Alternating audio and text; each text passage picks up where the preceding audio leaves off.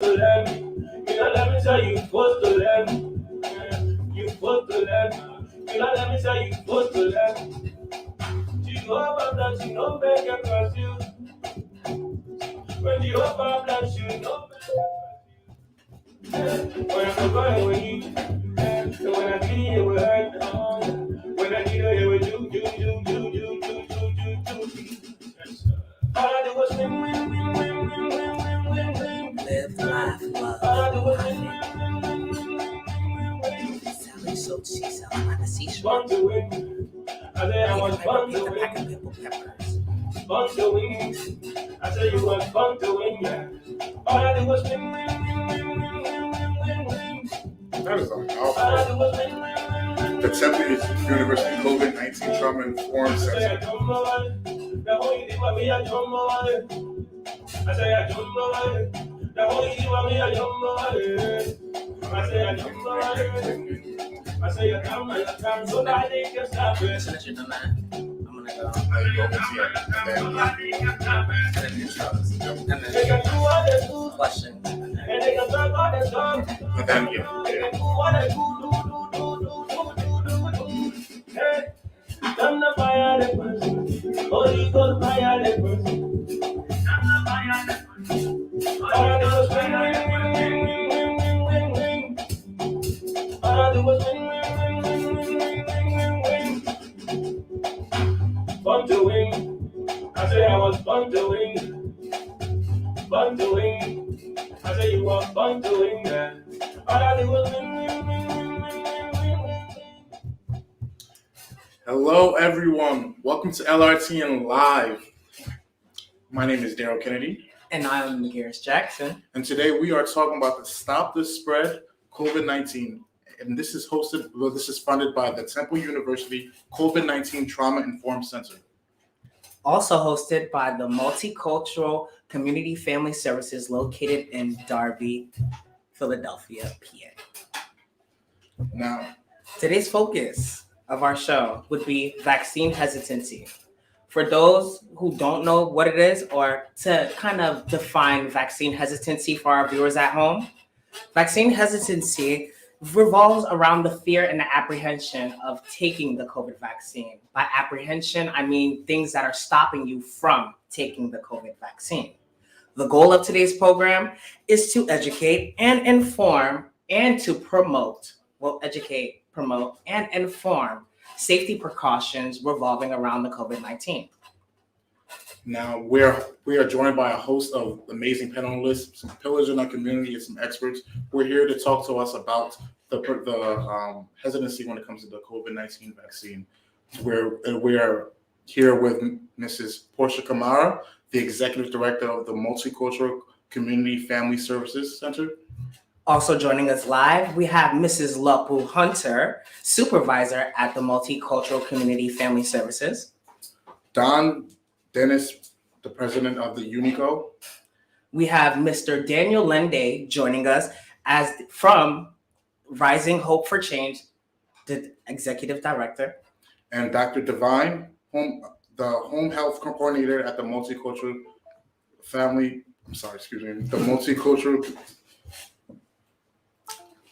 Dr. Divine, Home Health Coordinator at the Multicultural Community Family Service Centers. And lastly, we have Ms. Bolu Aisha Howard, President of All Liberian Women Diaspora Organization, also located in Darby, PA. So let's get into the conversation. So, as you know, we're talking about the hesitancy of the COVID-19. So I want to ask Mrs. Kamara, when it comes to COVID-19, why is there a hesitancy? Where are we seeing the hesitancy? What's going on here?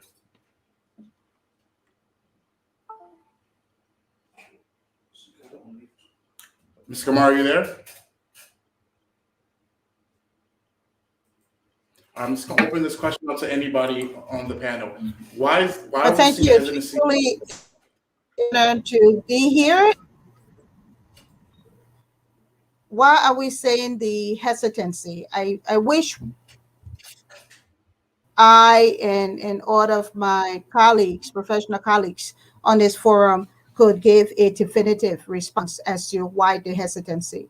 We do not know definitively. We can say is that there are many variables that are contributing to vaccine hesitancy, from fear of the vaccine itself to misinformation to um, just individuals not being ready to take the vaccine, in having perhaps had COVID before and therefore believe that he or she now has natural immunity, to others that believe in herd immunity, and to many others who are still waiting and maybe questioning the science, maybe waiting for another vaccine that has a higher percentage of efficacy, that like they may be more 100 proof, for lack of a better description, that says if there is 100% surety that if I take this vaccine today, I am never ever going to get COVID. So I do not think anyone can respond to the many whys, but we do know that there is a lot of hesitancy out in our community, in the United States, in the world.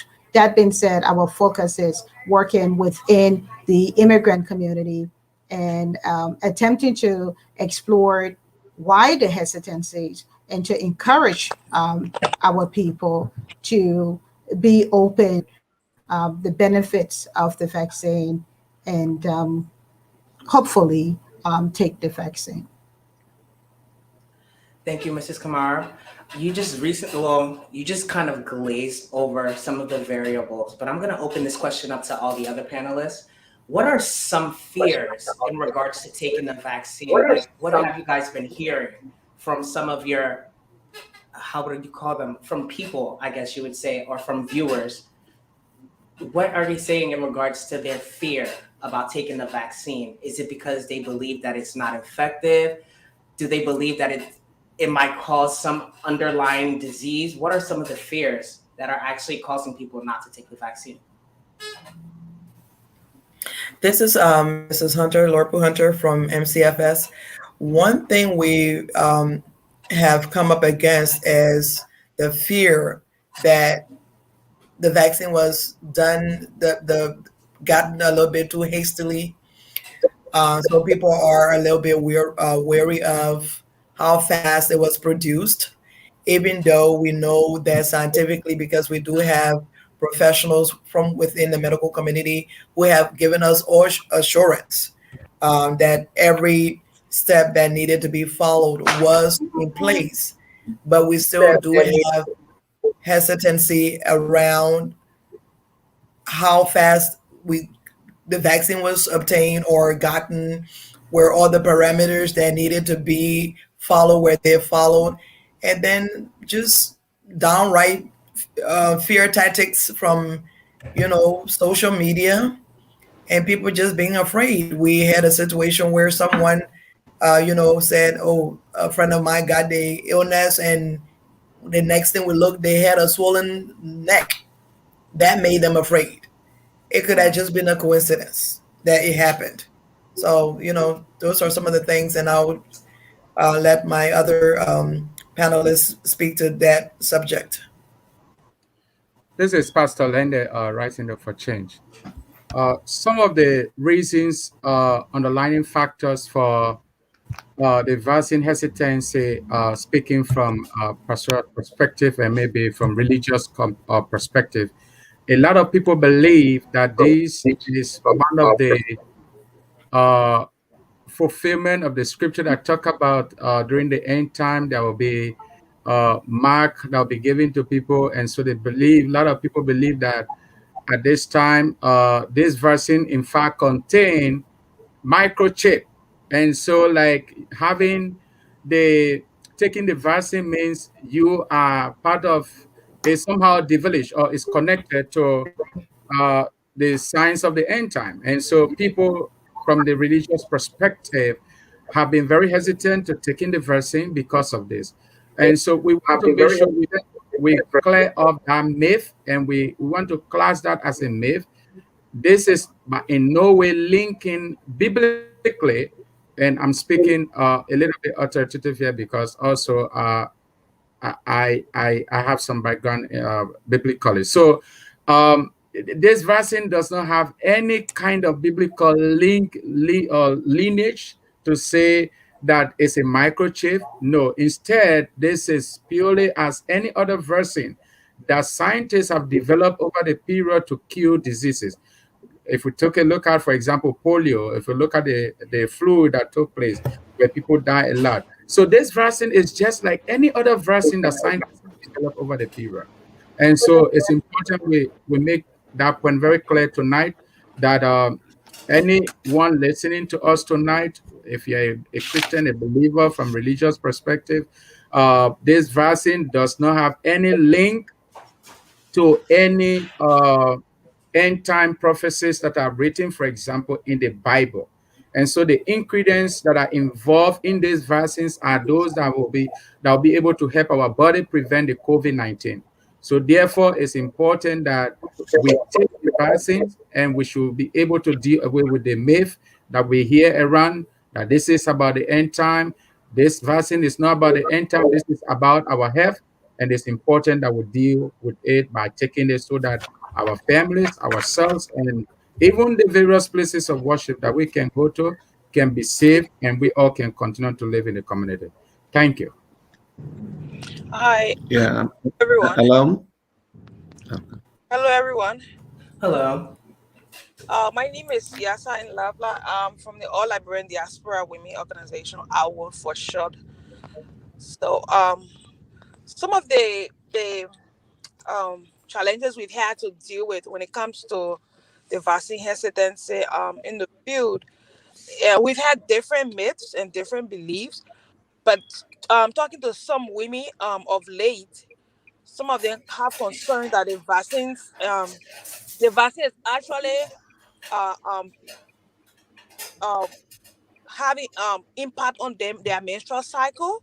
So some of them said the vaccine is causing them to bleed heavily. Some of them said they took the vaccine, and since they took the vaccine, their period came heavily and it's still coming heavily. They are bleeding, they've been bleeding. Some of them said their period lasted 4 days usually, but then after the vaccine, they had like 7 days, 8 days period and very heavy downpour of their menstruation. That those are some of the things we've been hearing from some women. And then on the overall, people are also afraid that their kids might get very sick when they take the vaccine. So they are actually hesitant as to whether their children should take the vaccine. And one of the things that we notice in our community, our African community locally, there's this lack of information around the whole vaccine thing because some of our people, they don't really understand how the whole vaccine thing works, how a vaccine is manufactured and everything. So when you tell them about it, they say we don't even know what is that, we don't want to take it. They don't have um they are not aware about the whole vaccine thing. So at the end of the day, a lot of them they are just reluctant to even take the vaccine. And plus the different myths surrounding the vaccine, as the Reverend was just saying. Some people have religious reasons why they are not taking it. Some people have tradition, just different reasons why they are not taking it. But on the overall religious reason is really one of the things. And of late, the issue about menstruation coming about having like irregular or heavy pool of menstruation of late. Yeah, so those are some of the things that we've been seeing. And I'm sorry that I came late. Thank you. Better late than never. Hello. This is Don Dennis. Good evening, Mr. Dennis. Yeah. Hi. How are you? My name is Don Kapaya Dennis. I'm the national president of the United Nima Citizen Council here in the Americas. And for me personally, and for the community that I served, some reasons why the vaccine hesitancy came about is based on the reaction of family members who took the vaccine before them in the home. For me, for example, my elder brother took the vaccine before me, and he ended up in the hospital in the ER. The reaction to the vaccine. But at that time, I didn't know the reason why he ended up in the vaccine in the emergency room. But later on, I got to know that he has some underlying factors. So after that, and after observing other reaction of other family members, I got my mother to take the vaccine, and she had no reaction. So I decided to take it together with my wife, and we did. We both took it, got our second shots with no reaction. So now we were able to explain to our kids some of the expectations, what to expect when they take the vaccine, which is the headache and the fever for 1 or 2 days, the sore arm for 1 or 2 days. So that helped. But in the beginning, I was one of those who actually were in that stage of hesitancy because I didn't want to take the vaccine, and based on the reaction of my brother to the vaccine, at the time. But the vaccine, based on science, and let me go back to, we have Dr. Divine, who's also the one of the director or coordinator for this vaccine project. When we had a Zoom meeting, and they explained the expectation, what would happen, and how long the headache and the fever were going to last before it went away. And from there too, I started to get more interested in the vaccine, just from hearing from someone in our community, a medical professional person from our community, a Liberian person, a female medical doctor, telling us that yes, it is true. This that actually to take the vaccine. So those are some of the reasons why people were hesitant to take the vaccine, because somebody in their family reacted to the vaccine. Thank you, Mr. Dennis.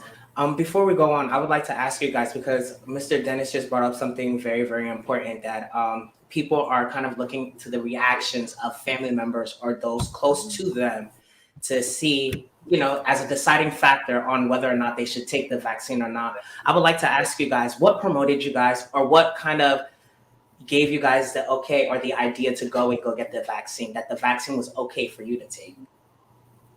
What initiated the thought of taking the vaccine?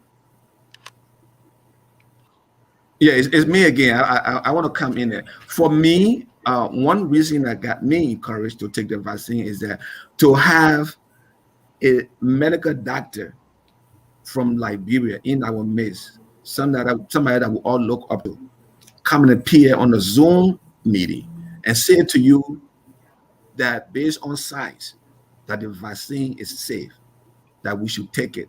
And she took it herself, and she told us the side effect. That actually prompted me. And seeing that my brother, and when she explained that, and she said 1 or 2 days, and that was the case of my brother.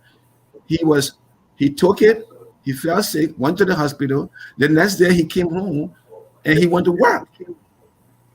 You see that? So that actually is, encouragement to say, you know what? I think the side effect and what Dr. Divine said is true. So I'm going to go ahead and take the vaccine. Yeah. So Yeah. testimonials from people that you trust is what pushed you to go that route. Yes. This is Dr. Divine, and I agree with Mr. Don Dennis and Lopu, Ms. Howard, about the reasons. I find that in the African American, I thought I found more hesitancy among the African Americans. And because of their past experience, I think most of us here are familiar with the Tuskegee experiment that it did against African Americans. And that's why their hesitancy is even greater, I find, than in the immigrant. About only 74% of African Americans have not taken the vaccine. They're the lowest population that have not. The Asians are the first, they have like 65% of Asians. The next group, I think, is white Americans, 47%. And then the African Americans are the lowest. Unfortunately, we do not know what percent of our immigrant population. We have had a lot of success at multicultural community family services with our elders population. I think all of our elders have taken the vaccine, and that is very good. And one of the things I think that we have done in educating our elders is telling them, like Mr. Don Dennis said, they're anticipating side effects. When you take it, there's a possibility you will have chills, you will have fever, you will have these things. And so when they know that, oh, we were already informed that these things could happen to us, and so that's one of the things about addressing it, telling them ahead of time, so that they wouldn't say that this is a normal reaction to a foreign body coming into you. These side effects possibly, even very few are severe enough to take you to the emergency room. So the other problem with what Miss Aisha said, and that's the problem with the vaccine. Like people saying that almost every day somebody has a heart attack. Almost every day somebody has a seizure. Somebody have change in their menstrual cycle. That's a normal thing. And so it could, most of the time, it's just a coincidence that it happened after the vaccine. If she did not take that vaccine, it would have still happened. So we need to tell people that a lot of things happen to you. You get headaches, so it may be very unrelated to the vaccine. And Yes.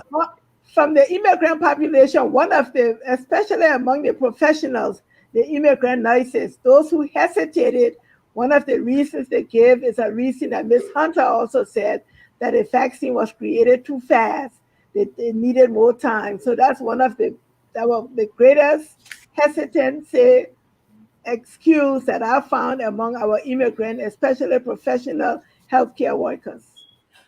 Thank you. Dr. Devine, I would like to just step in here just to ask you a specific question. A lot of the symptoms that you name are symptoms that you can also get from other vaccine, like, for example, the influenza vaccine. Yes. Some of the symptoms are chills or headache or mild fever and such. Can you please explain to our viewers that some of these symptoms that they're going to get from the COVID vaccine are symptoms that they can also get from vaccines that have already been out that we currently take now? Yes, that's so true. And one of the things when I made a presentation to the Liberian Ministers Association that Don Tennis talked about is that almost all vaccines, I mean, the original real vaccines, we use the terminology they call attenuated, which means weakened. It's almost like giving you a mild form of the disease. So that means to say if the disease cause chills, fevers, and headaches, and things like those. So it's understandable if this is a mild form of the disease, because unless you give some mild representative of the disease, your body cannot build up the antibodies to it. So your body not getting a foreign entity in it, and the body recognizes it and then mounts a defense to protect itself. So these fevers and chills and headaches and nausea and all these other things are just a response. So it's almost like a positive thing, I told them, rather than if you take it and you don't get any symptoms. That you may take it and not get any symptoms at all, but it's almost like a affirmation that this vaccine is working if you do get some mild symptoms. And so like almost all the vaccines, even pediatric vaccines, we always tell them, get the children Tylenol because your child may get 1, 2, 3, 4. So in other words, many vaccines have side effects because the nature of the vaccine is normal to produce these side effects. And so I think when they know ahead of time what to expect, that helps. Thank you, Dr. Devine, for breaking down the science of Thank that. you. Yeah, I think a lot of the problems what we're seeing here is a lot of misinformation going on. So the best way to combat misinformation is education. So thank you for educating us on the side effects of COVID-19. But what would you say? I want to open this next question up to everyone. What would you guys say to the people who don't think that getting vaccinated will make a difference at all? Those people who think that, I'm just going to catch COVID-19 at some point. They call it attenuated. We think that. Excuse me. Okay, I'm continue. So what do you guys say to those people who don't think that getting vaccinated it makes any difference at all? They're just thinking I'm going to get herd immunity. We're all going to be, immune like the average yearly flu. What do you say to those people who don't think it's necessary for them to get vaccinated at all? This is Mrs. Hunter from MCFS. Temple University's Trauma Informed Workforce Initiative against vaccine hesitancy shows us just how important it is to inform our immigrant population the magnitude of what we're faced with. If we all look at what's happening now, there's an increase. And not just an increase, but the children who, in the beginning, we were told were protected from, contracting this illness, they are now the ones who are piling and lining the halls of pediatric hospitals wings, and the list goes on every time you turn on the news.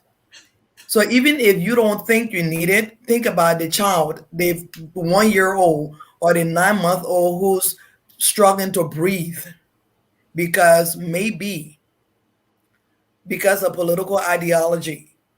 Some parent felt, I'm not going to take it because it is my right not to take this vaccine. I don't have to take it. But when your child is strapped to a vent, or you're the one who's strapped to a vent, and your wife and children have to be looking through the window at you, now you're backtracking and say, I wish I could have done it differently. I know we talked about herd immunity earlier when Mrs. Kamara talked, and Dr. Divine has broken down the science behind this thing here. But for me, and I think the question you asked earlier was, what made you get vaccinated? I have children, younger children. My youngest is 10 years old. I suffered too much to have brought my child into this world, to see my child struggling to breathe, because I felt I'm strong enough and my religious belief is strong enough. My faith in God is strong enough that I can do without the vaccine. Looking at my children and then seeing how many healthcare workers were putting their lives on the line to take care of people who could not breathe, who, because for whatever reasons they decided not to take this vaccine. Now they were putting the lives of these people at risk. I believe it was a doctor who in New York took her own life after she saw what was happening because she felt so powerless to do anything. These are the things that we have to try to tell people for the sake of just humanity. Get vaccinated. So that's a good point. Like a lot of people are putting their loved ones' lives at risk by not getting this vaccine. So thank you for speaking on that and bringing that point up. And I think I want to make a clarification saying Sis Bolu, but it is Yasa who was speaking earlier, and I just wanted to make that clarification so that she's recognized accordingly from Awood. Thank you, Lopu. I appreciate it. Thank you, Mrs. Hunter. Mrs. Hunter, you spoke about hypothetical scenarios of cases that could happen. For example, seeing yourself being on a respirator or having your family to see somebody on a respirator. My question is that due to all the different factors that go into the vaccine hesitancy, for those who believe that the vaccine is not for them, are there any other precautionary measures that can be taken to stop the spread without taking the vaccine? Is there any other precautionary measures that can be taken for those who really don't want to take this vaccine, regardless of what they're hesitant about? I would definitely say yes, with an emphatic yes. Dr. Divine, with her creative skills, I believe that day she was very happy and her pen was working, put together ABC. Stop the spread. All right. Just, anyone can wake up and see it. Believe it is real. Mm-hmm. Believe that you can contract it and know that you can prevent it. Okay. So even if you do not want to take the vaccine for whatever your reasons might be, and everyone, reserves the right to decide that, but mask up, wash your hands, limit your interaction with those who might be at risk, those who are vulnerable, the elderly, and thank God for those who are within our network that we refer to as our elder circle members. They've all been vaccinated, and even they will tell you, we encourage them. Dr. Divine speaks to them twice a week about what's happening within the world and our community about the vaccine. So mask up, wash your hands as much as possible, limit your interaction with people who are coming from outside, especially if they are children or younger adults who, are going out to the clubs and other places. Tell them stop outside the door, wash up, whatever it is you need to do. Mask up, put your gloves on, and just think about how those little things can go a long way in protecting your loved ones as well as yourself. That's it, as simple as that. Thank you, Mrs. Hunter. Dr. Divine, anything you would like to add? Yeah, what I was going to add that there are a few people with some conditions and also severe allergy to vaccines. Usually the different components of vaccines sometimes go through within all the vaccines. And if you know past experience or you've had a severe reaction and you cannot take a vaccine at all, you cannot, that you cannot because of a medical condition, then you just have to take the precautions, double precautions that Mrs. Hunter just outlined and said, avoid people who are ill, wash your hands, do social distance, avoid crowds, and then if you have any symptoms that do not just conclude that this is just a cold, anything, a fever, anything, make sure you seek medical care immediately. So especially if you have not been vaccinated. Good point. So I'm hearing what I'm hearing here is that basically follow CDC guidelines. Is what you. So Ms. Kamara, are you going to say something? Yes, this is Mrs. Kamara. I am very appreciative of everyone that is represented tonight from the coalition of Trauma Informed Workforce Initiative. When I talk about coalition, I'm referencing the Multicultural Community Family Services and its partners here as the United Nimba Citizen Council, Rise and Hope for Change, AFRICOM, All Liberian Diaspora Women. I think it is important as we talk about hesitancy and as we talk about prevention and as we talk about if a person does not want to take the vaccine, what precautionary measures can they take? Certainly, as have been shared, wearing of mask, social distancing, washing hands are wonderful precautionary measures, and certainly prevented many from disease and from dying, because many that do get the disease, unfortunately, pass away as a result of that. But I think it is important to remember that a decision not to take the COVID vaccine does not, and I want to repeat, does not contribute to improving health outcomes for us in our community, in our counties, in our workplaces, and in our states. It does not contribute to improving health outcome. What contributes above all, in addition to in addition to preventive measures, is taking that step forward. I believe, and as is supported by the science as we know it, is to take the vaccine. Does taking the vaccine suggest that a person will never ever get COVID? No, on the contrary. The science does show that individuals who have taken the COVID vaccine have, on occasions, gotten COVID.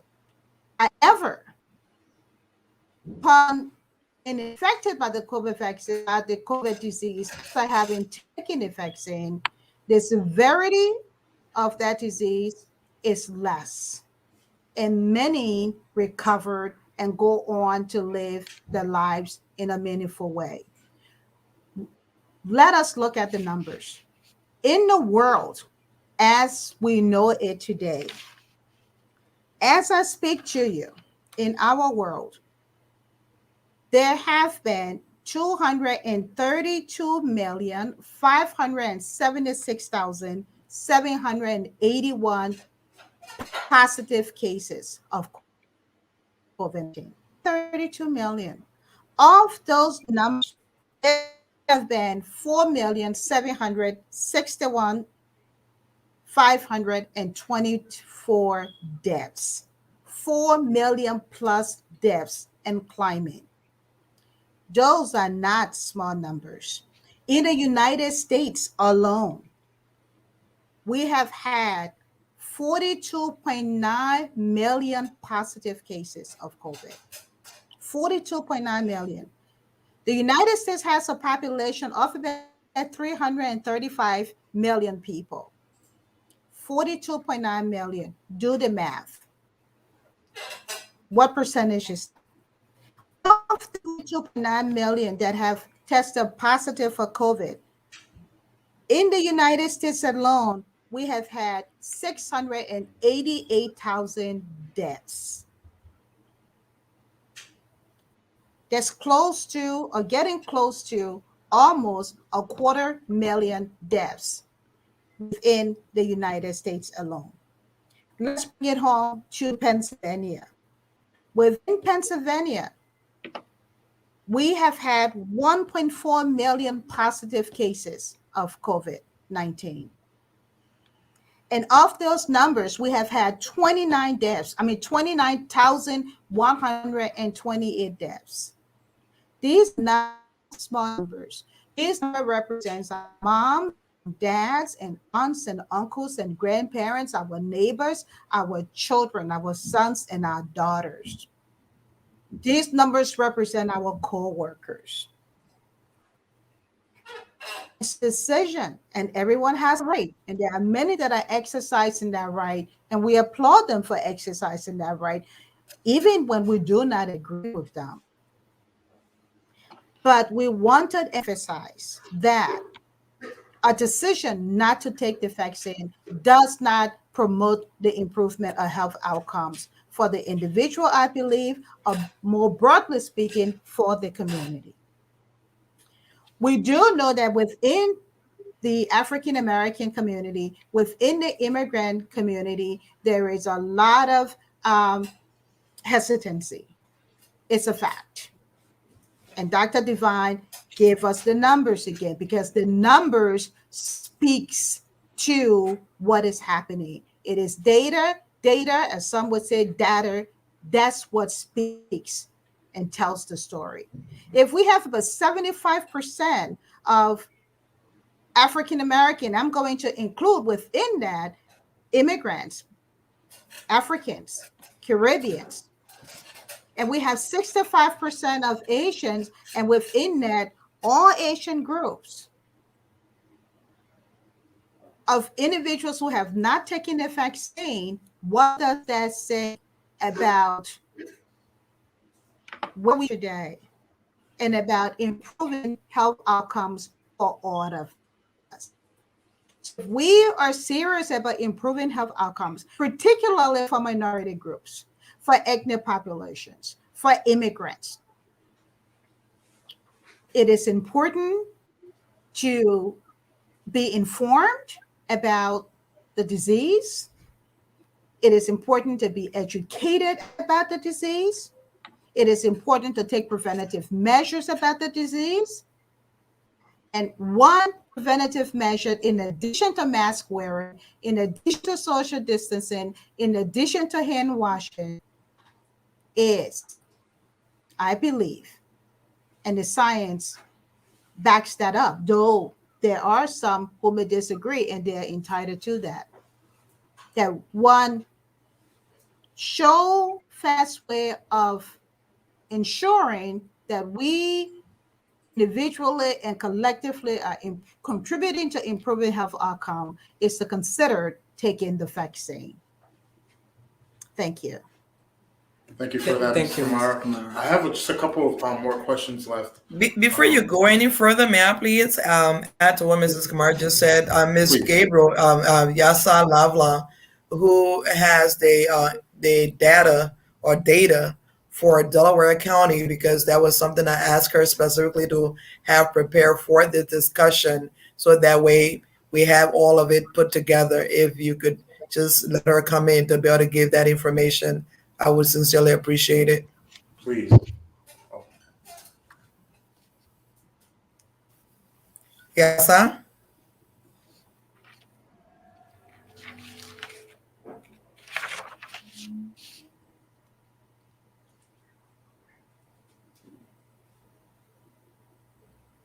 hello?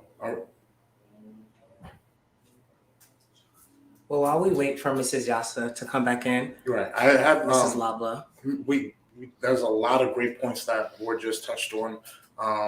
So I know we said that some people are getting the disease. Some people are getting the vaccination, and they still are catching the COVID-19 disease. So a lot of people are saying that's proof that the vaccine doesn't work. So I just wanted to ask you. You said that the reason why it's still a good reason to get it is because the symptoms are so much less drastic than it is if you don't have the vaccine. So I wanted to ask really quick. After we get the COVID vaccine, do we still need to do the CDC guidelines? Do we still need to wash our hands? Of course, we should wash our hands often, but do we still need to wear masks? Do we still need to social distance? Or do we still need to be cautious? Or are we back to normal if we get the vaccine? Yes, I would say yes. I would say yes. And I was just going over the statistics that I gave. It was revised. Maybe I gave it. It was I think it was 67% of Asians have taken the vaccine. So they have been the highest number of people responding to the CDC and responding. So the next higher group was whites. Whites were 47%, less than 50% have taken the vaccine. And the lowest was African American or blacks, only 24% of blacks. So Asians 67, whites 47, and I don't know if that statistic has changed. And finally, blacks only about a quarter, 25% of blacks have taken the vaccine. And like we said before, we don't know whether the blacks immigrants are included. We don't have a specific statistics that I'm aware of only immigrant population. What percent of the immigrant population have not taken the vaccine? We don't know. But our appeal is to all immigrants as well as fellow blacks to take the vaccine. In answer to your question, there's what people don't understand, and I just was reading a medical report that a vaccine doesn't really prevent transmission, that it gives you protection, like Mrs. Kamara said. So when you do get the disease, even after you're vaccinated, your hospital stay will not be as bad. You will not be affected as severely. You will not be as sick. But the virus is still there. So you still need to take that precaution because you're coming in touch with people who have the viral load, vaccinated and unvaccinated, have the viral load. And so you can still transmit it. The vaccine does not prevent transmission of the virus, but it protects you when you get the infection, that you are less severely ill than if you didn't take the vaccine. That's a great point. So we're going to be taking a quick break, everyone. We'll be right back. Stay tuned. This is LRTN Live. Stop the Spread with Daryl Kennedy and Miguel Jackson and the rest of our group. But before we go, we would like to give a special thanks to the Temple University COVID-19 Trauma Informed Workforce Initiative for sponsoring this program. And we'll be right back after this commercial break.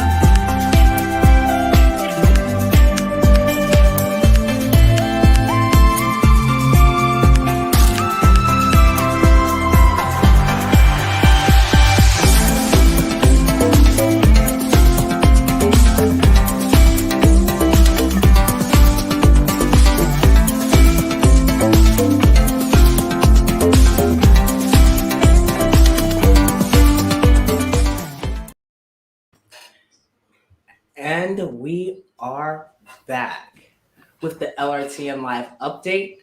Stop the spread of COVID 19, funded and advertised by the Temple University Trauma Informed Workforce Initiative. Welcome back to our panelists. Thank you. Okay, so Now, before we went on break, we were talking about the COVID-19 and the people who are vaccinated and the guidelines that we still have to adhere to even after the vaccination.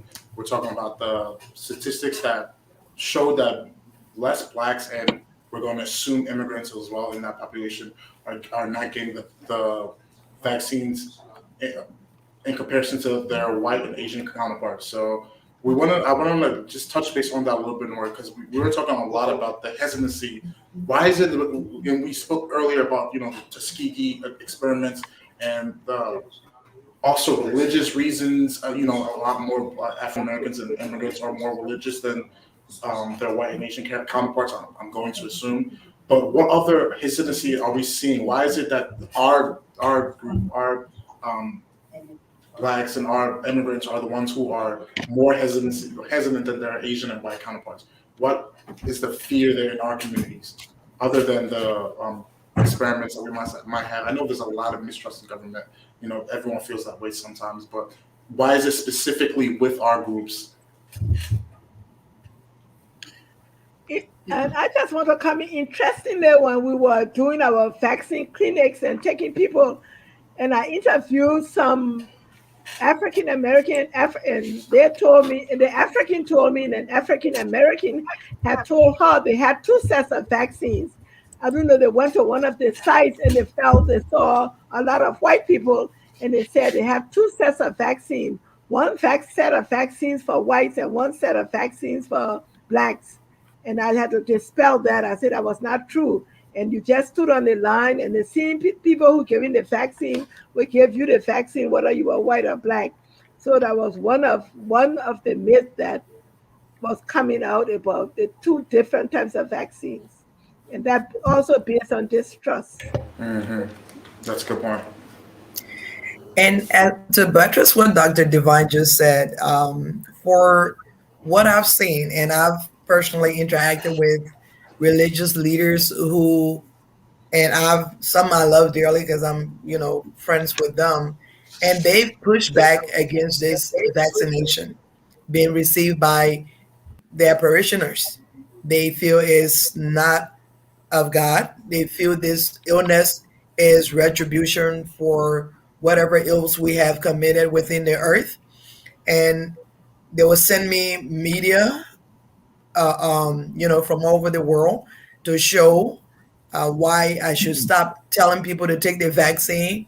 And, I love them dearly, but I believe the science as much as we're sitting here talking. Yes, God is real.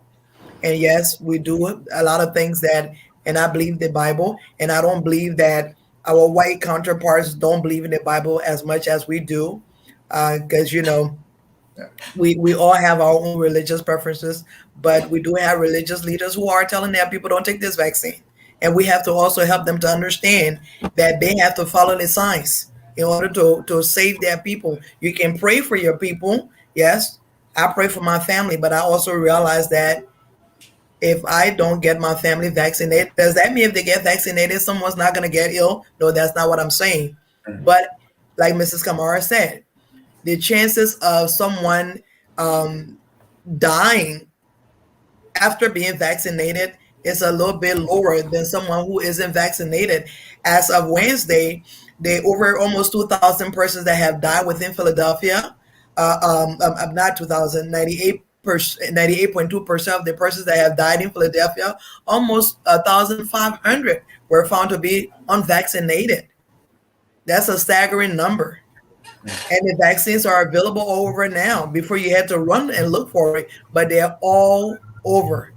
So we really need to push this message. Thank God we have a pastor on this panel and who is also part of the program. And we need to be able to touch base with all the pastors and tell them, you need to work with us, join hands with us, because you have a duty as a shepherd to be able to get your people protected. Thank you, Mrs. Hunter. Thank And you. just to reiterate what she said, for those at home, God gave us the ability and the mind to create vaccines, medicines that are here to help us. So the concept of this might be something of the end times or to implement the end of times, those are all theories, but God gave us minds in which we have the mind to do or create the science that we need to help us. Thank you for that, Mrs. Hunter. Yeah, God does not go against truth, so He's not going to tell us not to do something. Yeah. This is Dan Dennis. I just wanted to, because you brought the religious part to this, and I wanted to just add this my experience in the process of getting our people to vaccination site. My pastor was one of those who was one of the strong hesitants when it comes to vaccine, and every morning I would double his mask. And it got to the point where he said, he was not comfortable wearing double mask, and he actually went to get his vaccination. And I have a registered nurse in the church who also was saying that she wasn't going to take the vaccine because the vaccine was introduced too quickly. And I had her double her mask. And before she left for Liberia, she was fully vaccinated. And so those are some of the things that we have to do. We have to encourage our people and tell them like we are all doing. But one thing our people like to see is to see familiar faces, giving them the information and giving it to them, truthfully. And telling them I love you, but the fact remains that you must be vaccinated. You got to get your vaccine, because when you are vaccinated, the chances of you being hospitalized for a longer period of time is very little.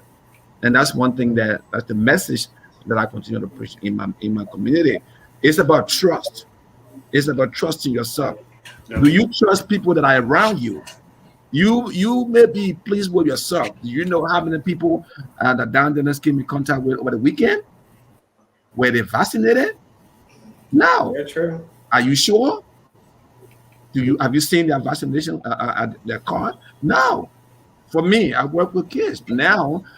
Even though I'm fully vaccinated, but I'm tested every Friday. Every Friday, every morning, I must go to the site and be tested. Because why? I work with kids who are not yet vaccinated because they are not at the age yet. So those are some of the things that would let people know that it's very important, very, very important that you get your vaccine. Science. I'm not just telling you, it's been proven. Dr. Divine's here, and she's giving us the information, the detailed information. There are people who are reading from the data here. So trust yourself, yes. Do you trust the people around you? No. And that's what I wanted to add. Thank you, Reverend Dennis. Time is fast spent, so I do have one last question before this program comes to an end. And this question is directed to Mrs. Kamara. Mrs. Kamara, thank you. I would first like to say thank you for inviting Lrtn to do this program with you guys. We definitely appreciate the opportunity. But what I would like to ask is, how did the Stop the program come about? Stop the spread. That's a great question. How did the Stop the Spread come about? We certainly love to talk about that. Before we do, I know Mrs. Hunter had asked that to share data on the numbers for Philadelphia, for Delaware County, and also for Philadelphia. And I believe we lost Yasa somewhere along that continuum. So I think it is important to give those numbers so that our viewers can hear it. We know that Philadelphia has a population of 1.6 million people, and that is according to the 2021 census. And of those numbers, we, as of today, have had 172,892 cases of the COVID-19 disease, of which we've had close to 4,000 deaths, 3,892 people have died from COVID. Our friends, our family members, they have died, and that's Philadelphia alone. In Delaware County, of a population of almost 565,000 people as of 2021, We have had 8,522 those who tested positive with the disease. Of that number, we've had 1.4 deaths. We know that many of those deaths came from within the immigrant community. We heard stories of our famous and well beloved and well loved funeral director, Exodus, who was having sometimes up to 4 funeral services per day during the height of the COVID pandemic. At Multicultural, we experienced the death of one of our beloved colleagues who passed in early April of last year or April of last year as a result of COVID. We experienced having some of our beloved colleagues testing positive for COVID, having hospital stays. Thankfully, they all recovered. We had members in our community that we care for, our seniors who tested positive for COVID. Every member of our team at one time had to quarantine at home because of COVID, because we were exposed to COVID by our colleagues, not intentionally, but we were exposed and we had to be quarantined. And all of us could have tested positive, and more of us died. Thank God we did it. So, when we talk about COVID, we want to remind ourselves and each other that this is very close to home. That many of the people in our community have died, from the African community to the Caribbean community to the Asian community to the Latinx community. So, what can we do? We can contribute, hold hands, work together, and stop the spread. Accept that COVID is a disease, that it is here, that people are being infected by it, believe that it is preventable, and then reach out, contact a vaccine center near you, and get your shot, be it the Pfizer vaccine, the Moderna vaccine, or the Johnson and Johnson vaccine. From a CVS to a local doctor to any hospital, you can get vaccinated. We want to thank the Temple University Trauma Informed Workforce Initiative for sponsoring, funding, not sponsoring, funding this COVID 19 initiative. We know that we wouldn't be here having these conversations had we not received the funding, very possible. And so, because we were able to get funded, which empowered the Multicultural Community Family Services, United Nimba Citizen Council, All Liberian Diaspora Women, Rising Hope for Change, and many other organizations that were funded by COVID, funded by Temple University Trauma Informed Workforce Initiative. We are out there as soldiers, as vanguards, encouraging, promoting, informing, educating, to say, let's stop the spread. Let's stop the deaths. This is preventable. We can do it. And we can do it because of resources such as the Liberian Radio and Television Network, the immigrant led organizations that are on the ground every day and reaching our people. We can do it because have agreed to hold hands, to work together, to improve health outcomes in our community so that less people test positive, less people die, less get sick, and many can live healthy lives. Thank you. Thank you, everyone, for Thank you. joining us, Thank you. all the individuals and organizations here. Again, this is LRTN Live. Again, for one last time, I'd like to thank Temple University COVID-19 Trauma Informed Center for funding this event to stop the spread. I'd like to thank everyone here. Again, and thank everyone for watching. Thank everyone for being responsible and going out, getting vaccinated. following CDC guidelines. You can also go on the CDC.com to find their latest updated guidelines that they want us to follow and different COVID-19 centers to get tested and vaccinated. So again, guys, everyone stay safe, stay vaccinated, and this has been a great conversation. So may I interject quickly? Please, go ahead, yes. Before we go, Mrs. Hunter, yes, please go ahead. Before we go, on the 30th of September, we're having a massive Zoom platform, educational platform. And this was the main focus. That's why we came on here. Thank God for this platform. We're going to have doctors from Johns Hopkins, from Bucks County, Lincoln Hospital. We're going to have doctors from within the immigrant community that's going to come and give us more information about the disease, the prevention, and the hesitancy about the disease, the vaccine. Please pull out all the stops, share this with your network, within your network, on Skype, whatever you use. Send it out there. Let us make this a massive effort to get our people vaccinated, and let us stop the spread that is leading to so many deaths within our community. Thank you. Thank you, Mrs. Hunter, for that. And most importantly, let us have conversation about why are we hesitant. Howard said that we are hesitant. Let's talk about it and let's encourage each other. Thank you. Thank you, Mrs. Kamara.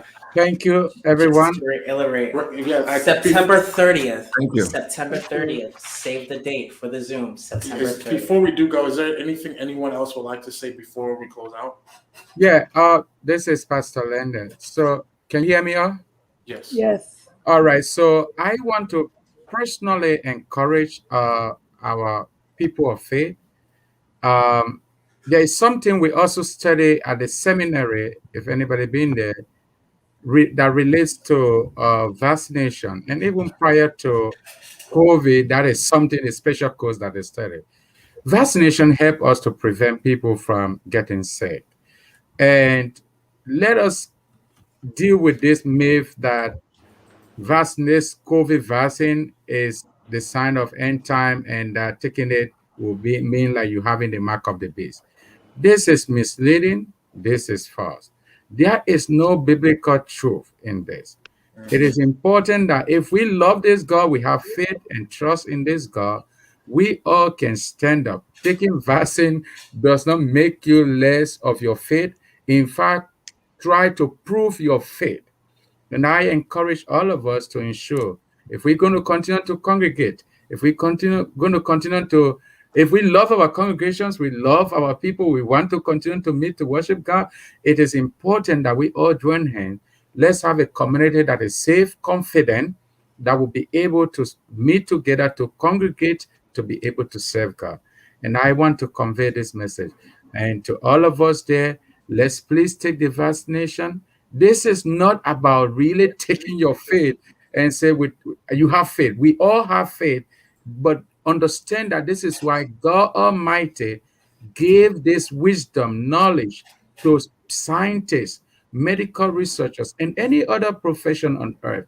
And so this is important. We trust this God who gave these people the knowledge to be able to rely on them. God is not going to leave from heaven and come down and tell you that this is safe or not. And so let's understand that this is one of the mysterious ways that God do right.